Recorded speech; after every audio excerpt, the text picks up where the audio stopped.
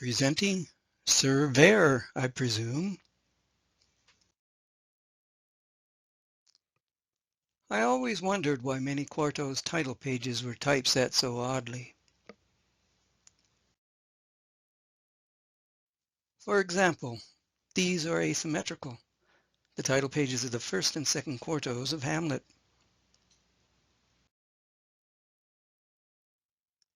Let's look at the first quarto title page. There is no reason why this text is offset. The text is the acting credit. There is plenty of room to reset the type. The question is, why didn't the printer reject this as poor workmanship and say, reset the type? I believe the text hides an authorship puzzle and answers the question, who am I? The title page is the most logical place to put authorship clues. I believe the text hides an authorship puzzle or two. As usual, we will use these tools to find them: the 23-letter Latin alphabet gematria values and the Latin alphabet repeating count. Let's start with line 1. There are 48 characters in this line. When we add the gematria values of the uppercase letters, we get 57.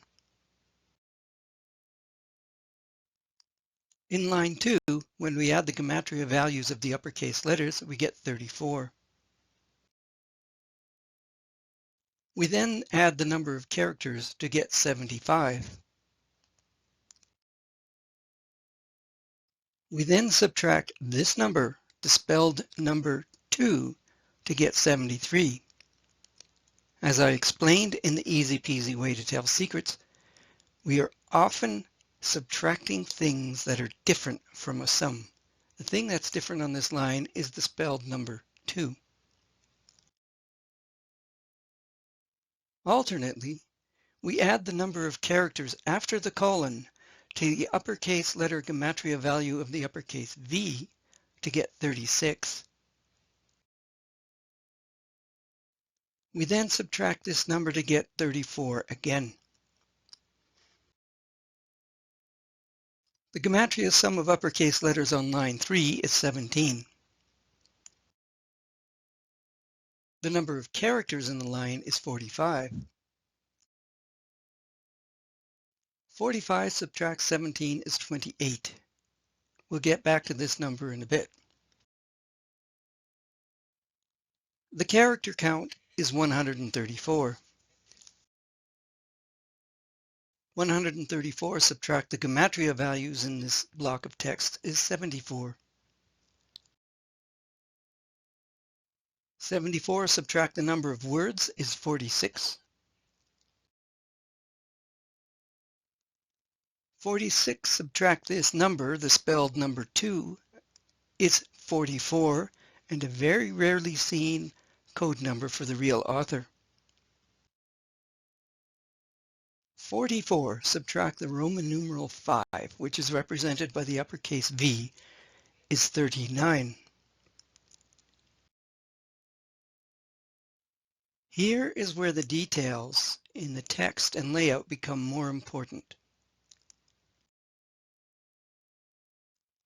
The number of misaligned letters outside of the main block of characters and the hyphens are now subtracted from 39. We subtract the 3 letters because, again, they are outside of the main block of letters. And the hyphens really shouldn't be there, so we can subtract them. So when we subtract those from 39, we get 34. And these are our numbers so far. 4 are multiples of 17. 1 is 17 plus 40. 2 have Latin alphabet repeating count values. 28 is EE. 73 is 4D. D, D, D, D. Apart from 28, these numbers appear often in the authorship game. To make life even simpler, this layout of letters suggests that we can multiply the gematria value of V by 2. This is another authorship clue. The characters are too conspicuous on the right-hand side of the block of text for us to ignore. Let's take a closer look. The uppercase V points to the letter R, which has a gematria value of 17. It looks like another authorship clue. The rules of grammar state explicitly that if there is no room on a line for a whole word, you must separate the word into syllables that end in consonants. This clearly violates the rule. We have an uppercase V followed by a dash. What can we make of that anomaly? Is this what we are supposed to see? S-E-R, uppercase V, E-R-E. Though the true author wasn't technically a knight, many people would have called him Sir. Perhaps a clue is found in the paragraph. Let's put the characters back. We need to have this written number to see the clue more clearly in context. This hyphen in elsewhere carefully separates some letters from the others. Here's what I mean. Look closely at the typefaces in this block of characters. One character actually stands out as being different. It's subtle, but it's there. The hyphen and the italic E in else separate the 16 letters above and to the right of the E from the rest of the letters. We then get this arrangement. I believe we can read this clue as the ox plows, and the technical term for it is boustrephedon. We read line 1 from left to right. We then drop to line 2. We then read line 2 right to left, and backtrack left to right again. We then drop to line 3 and read line 3 left to right again. I believe this may be the correct way of interpreting the hyphens in this block of text, because the first line we read left to right, drop down, right to left, then back left to right, so the direction is the same as the hyphen in the first line. Then we drop down and read left to right again, as indicated by the hyphen in where, which tells us let's read that as if the hyphen was on the other side, and we are reading it again from right to left. It's hard to explain, but I think you might get what I mean. Could this be read boustrephedon, as the ox plows, as in esse servo tu vi where? Esse in Latin means be or exist. Here are some more detailed definitions, which includes asserting existence, to be.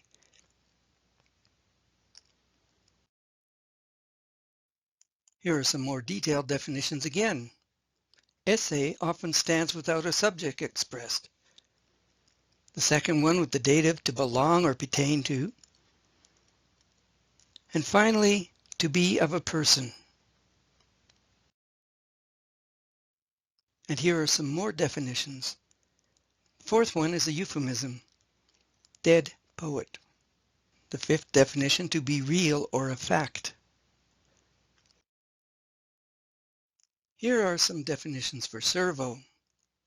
To preserve for the future, pay attention to, observe, to dwell in. Servo in Latin, I believe, means to preserve or watch over. Esse servo could therefore indicate something is here and is being guarded or preserved for the future. But what is being guarded? This is the hypothetical sentence in full. Esse servo tu vi where. But what can we make of this W? Could we create 2V here like this? Esse servo 2V here. Then we would have the same message twice. Here we protect 2, as in de, V's here. And is this an example of the rhetorical device of epanalepsis? 2V, of course, is the same as W. This is the best way I can explain the odd alignment of letters. So what does the acting credit look like when corrected?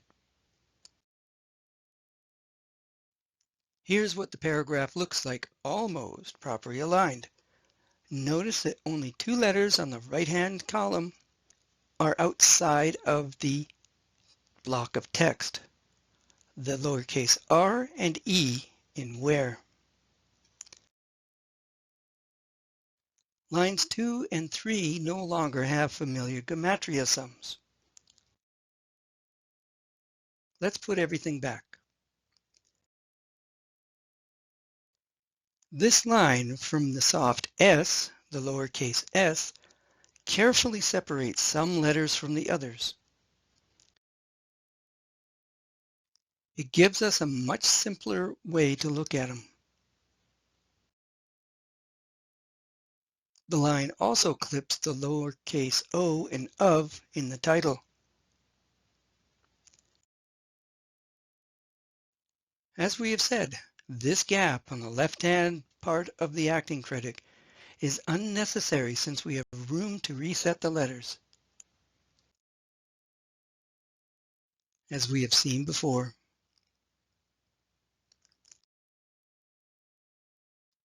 The dashes are more hints to look closer at the text, because as we have seen, the dash after the uppercase V is not grammatically correct.